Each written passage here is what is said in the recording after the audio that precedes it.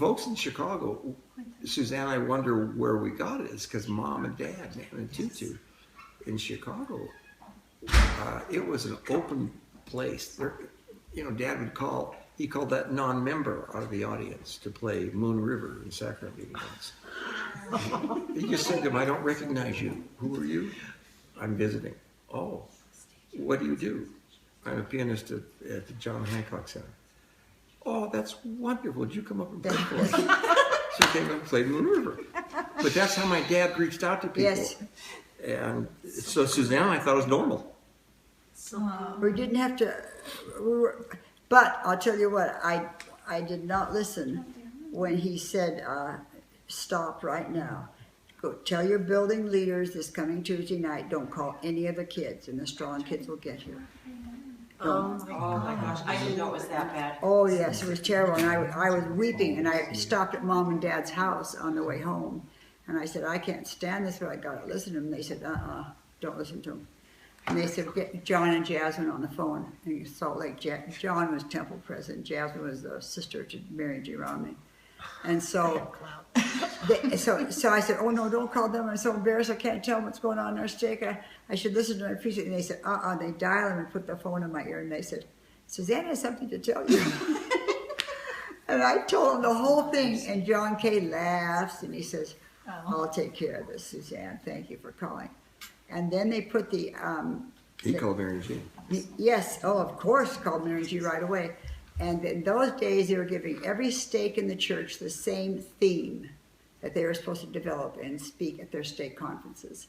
Now, our stake conference was coming up in a couple of months. And I did not know how he was going to do anything about it. But our theme came through, and our bishop announced it, and the stake announced it, that everyone should prepare talks and present on the theme of activate the enacted. And that member of the stake presidency had to And speak. Roger had to speak on Roger it. had to speak on it.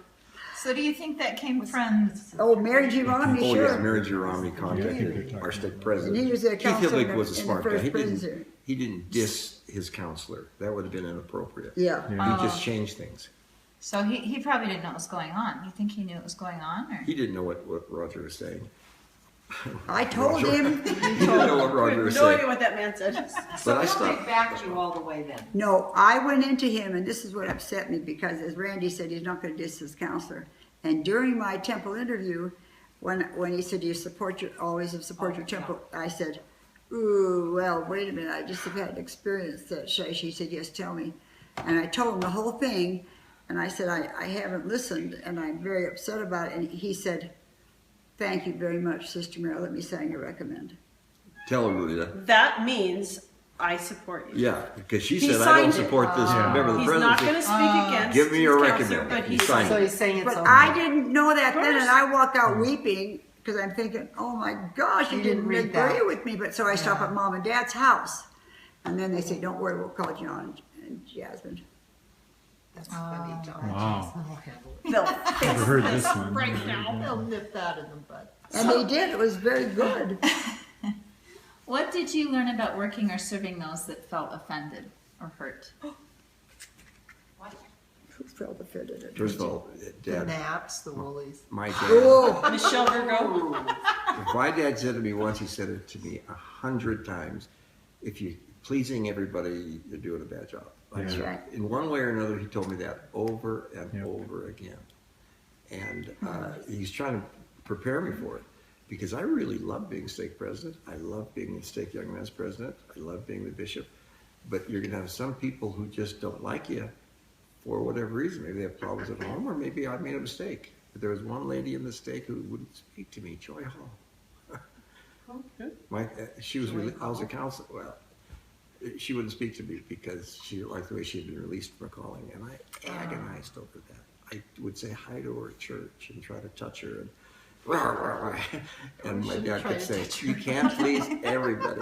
Don't touch. But they tried to. I mean, Mom and Dad tried to reach the people who were unhappy.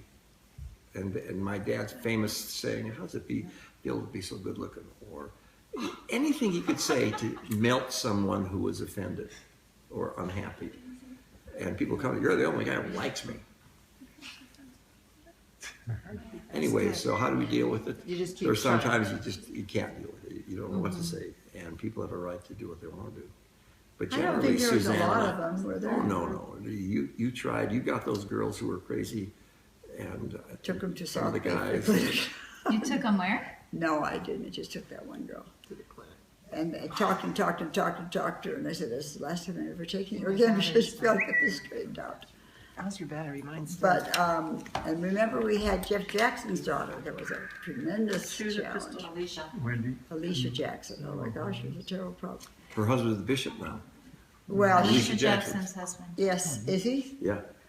Well, and he might have been released by now, but he was the bishop. Well, she Last I said heard. to me, just before we had to move, we moved to California, Utah years and years ago, she always would say to me, "I just want you to know, I come to church for you. I have no testimony. I've never believed in the church, but I come to church for you." And I said, in those days we were saying, "That's all right. You come anyway. Stick with me. I love you. Hang on to my testimony."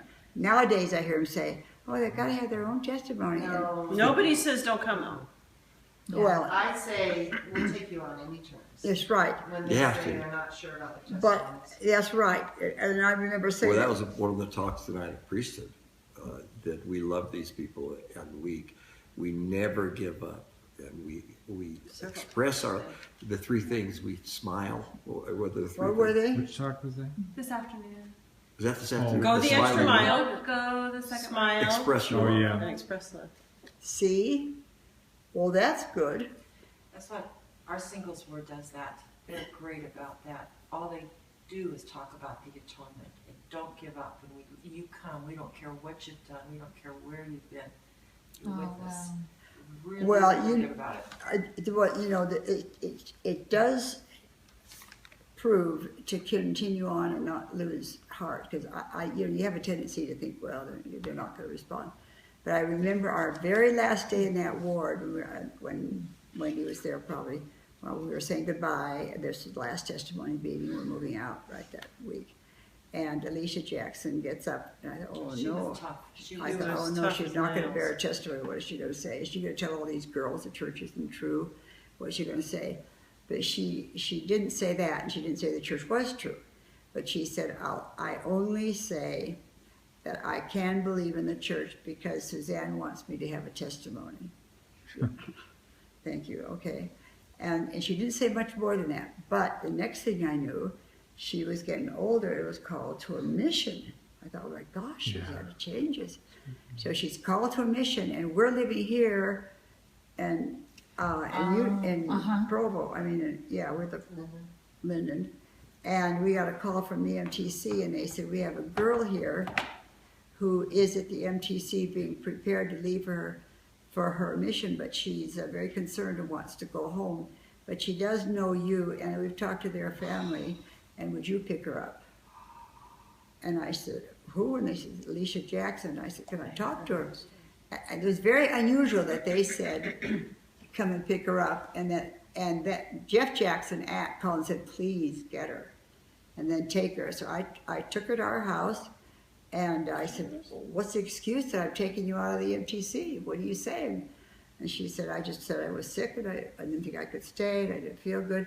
So she came back, I bet you, for about 4 or 5 days. I didn't know that, Suzanne. Yeah. Are you here at your home? Stayed at our house, yeah. Remember that? And then That would be I was talking to Jeff Oh. Jackson and his wife, and back and forth and back. And she had a very pleasant, sweet, happy time. We had some family gatherings and da-da-da-da-da. Everyone was nice to her. And I took her back. The MTC. She never said what the problem was? Grateful She to just- you for that. She just didn't want to go on her mission. Oh, She Did wasn't so sure. she ended up going. Yeah, she ended up going. She just wasn't sure. She still wasn't sure the church was true. All that stuff. And I said, stop worrying about that. It is true. It's true, dang it. You know what? That really was. I was so embarrassed. I thought she can't do I this. think the reason is these kids down deep know it's true. Way down in the central core, their spirits have come from the pre-earth life with such strength. And so they come to the earth and they get mixed up. But it's the love of their mothers, their leaders, that they can't let go of. Even when I'm giving so many blessings to people in their 40s and 50s who've been through the worst time of their lives, but they're coming back. And they can't forget the terror. Patriarchal blessings, you mean? Yeah, Okay. patriarchal blessing. They can't forget the fact that they remembered something, and that's what made them happy in those days. And I want to go back to that now. It's like Colin's story today about that mother and that boy. And that's so common. Struggled. Oh, wasn't that amazing? Finally, She never gave up, but the boy knew where she stood.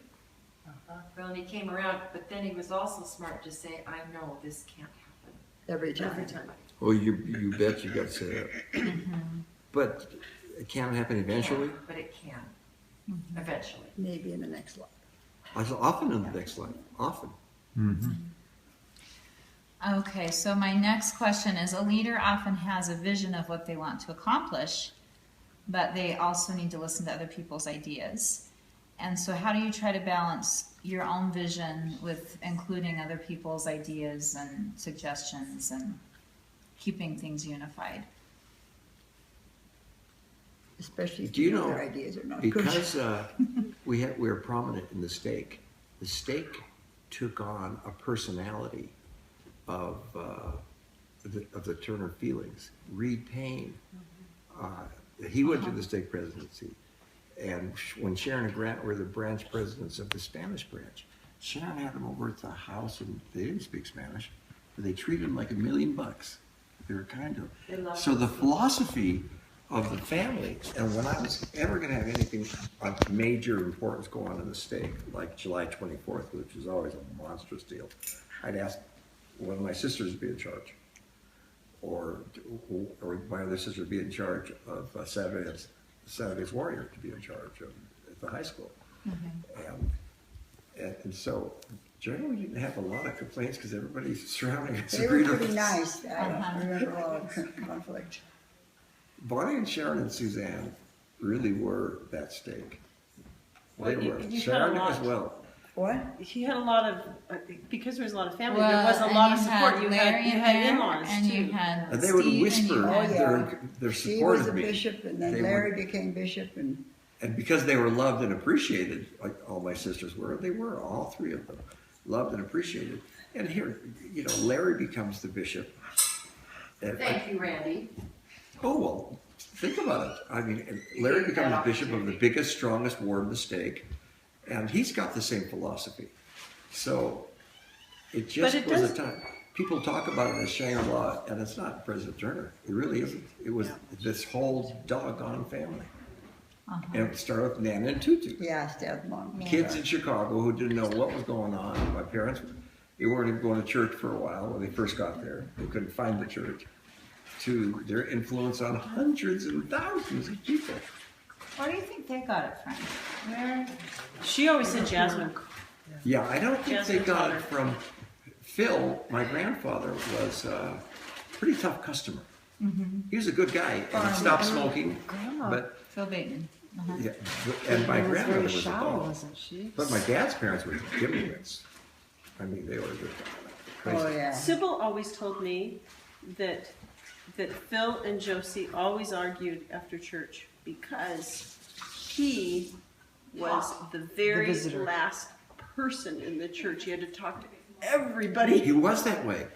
And she would always say, "We've got to go. We've got all these kids. We've got to do things." And he would always insist on talking to everybody and And be his the boys last did one. too. Dean and Dean Dale. and Dale, They they all did are, that. oh my They- God, they're they just have- like that. It's just just that Phil like- was smoking for such a long time that when he found himself, he was wonderful. But Yes. he didn't find himself till he was older with kids.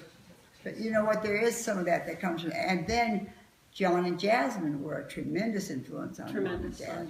on yeah.